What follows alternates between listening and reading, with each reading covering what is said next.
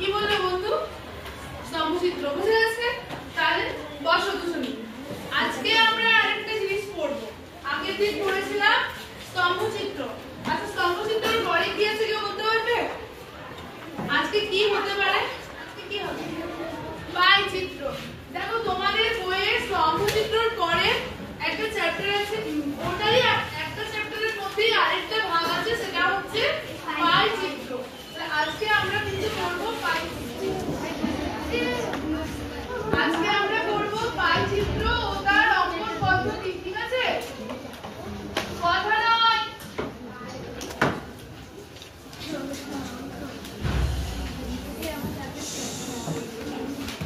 কেউ কথা বলবে না। তাহলে আজকে আমাদের পড়ার বিষয় হবে পাই চিত্র ও তার অঙ্কন পদ্ধতি।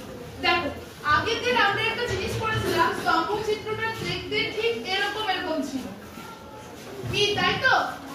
আচ্ছা তাহলে স্তম্ভ দেখতে স্তম্ভের মতো, ওর নাম ছিল স্তম্ভচিত্র। আচ্ছা আমরা একটা কথা বলি, আমরা পাই চিত্রটাকে ঠিক বৃত্তাকারের মধ্যে প্রদর্শন, যদি আমরা এরকম ভাবে কোণটা এঁকে নিই আর যদি বলে দেওয়া থাকে এত ডিগ্রি আঁকা যাবে না? যাবে। কিন্তু পাই চিত্রতে অনেক সময় কাঁচা তথ্যতে আমাদের শতকরাও দেওয়া থাকে।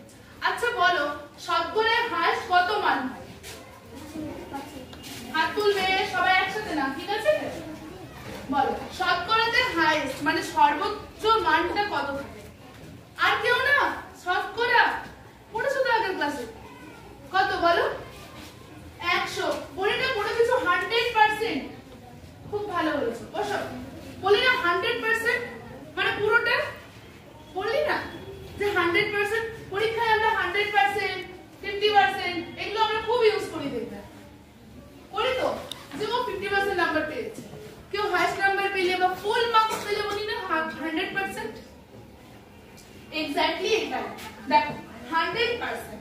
এরপর তাহলে এই 100% আমরা একটা এইটার ক্ষেত্রে কি করব?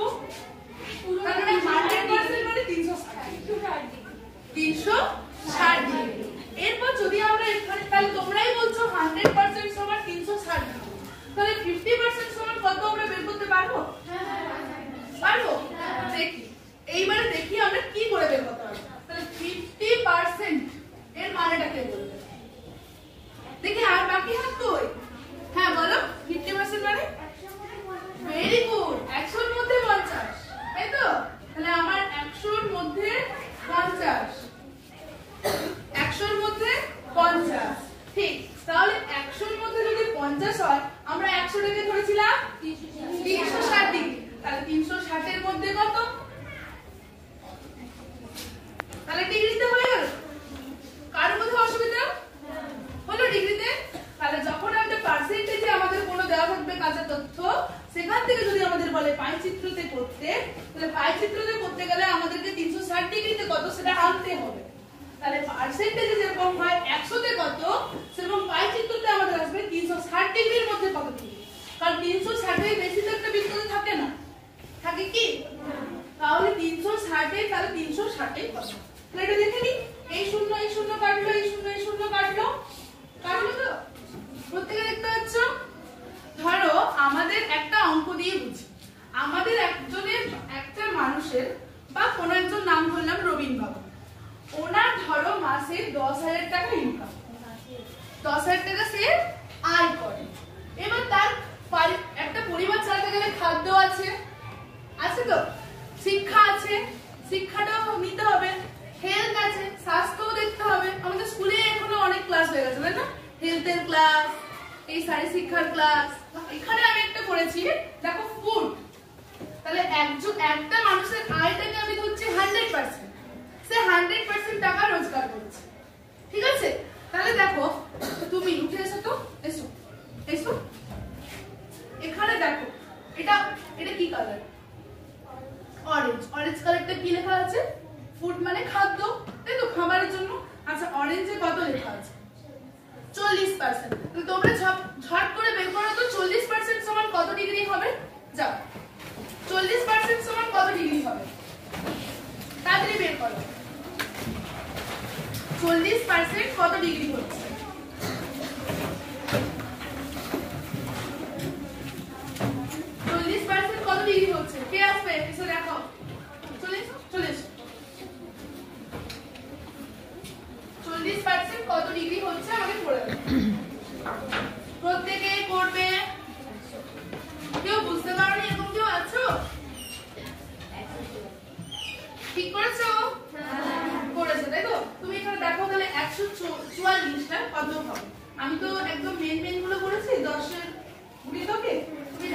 করতে হবে। তাহলে এইটা হবে, এইটাকে আমি কোথায় নিয়ে যেতে পারবো?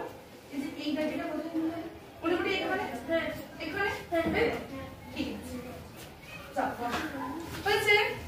এরপর লাস্টের দিকে তুমি চলে এসো, চলে এসো, হ্যাঁ তুমি চলে এসো। এইটা কি আছে? এডুকেশন, এডুকেশনে ব্লু কালার আছে। এডুকেশনে কত পার্সেন্ট আছে? 25%। তাহলে তুমি করে দেখাতে পারবে 25% সমান কত ডিগ্রি হবে? তারপরে দেখো 25% কত ডিগ্রি? সবাই খাতায় করো। গুড। তাহলে এটা আরেকজন এসে দেখাও তো যে ওই 90 ডিগ্রি যেটা পড়েছে সেটা কোথায় হবে? কেউ এসো, চলে এসো, চলে এসো, চলে এসো, হ্যাঁ চলে এসো। কোথায় হবে? হ্যাঁ বলো, বলো। হয়েছে, হয়েছে। দেখো 90 তে হয়েছে, দেখো 90 তে হয়েছে।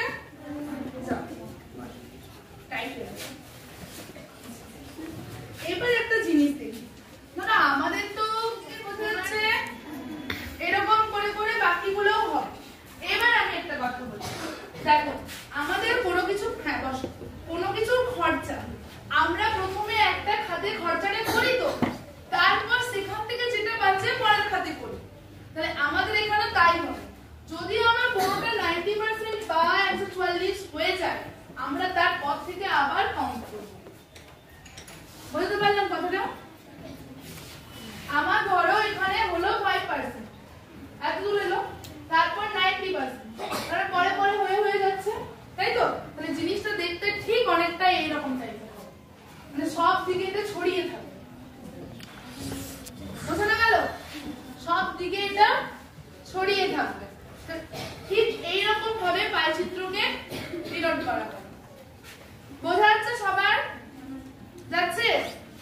তাহলে পাইচিত্রের ক্ষেত্রে আমরা এইটাকে হচ্ছে কেন্দ্র, এইটা হচ্ছে কেন্দ্র।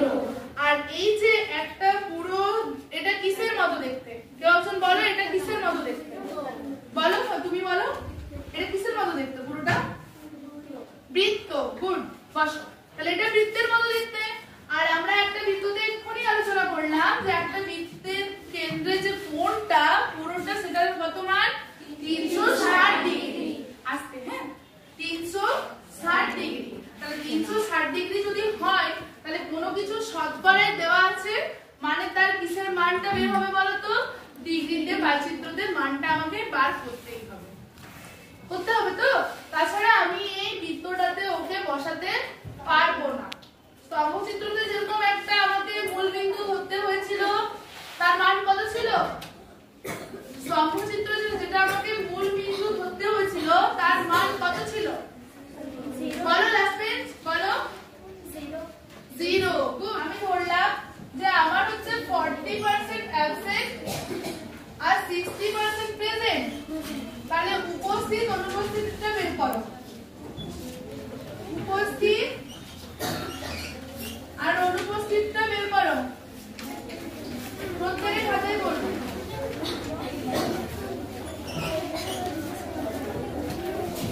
উপস্থিত অনুপস্থিত কত হবে, কত ডিগ্রিতে আসবে বের করো। কারো কোনো কোশ্চেন? বলো।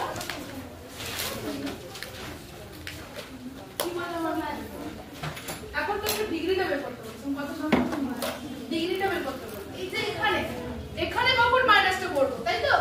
এখানে আমার অনেকগুলো আছে, এখানে দুটো ছিল বলে করে দিলাম। এখানে টোটাল কয়টা আছে? কেউ তো দাঁড়িয়ে বলো, বলো তুমি বলো। 5টা। বসো। তাহলে 5টা যদি থাকে, 4টা বের করে নিয়ে আমি মাইনাস করতে পারি। কিন্তু ওটাতে আমার তখন কি হবে? প্রসেসটা বড় হয়ে যাবে। কেন বড় হবে?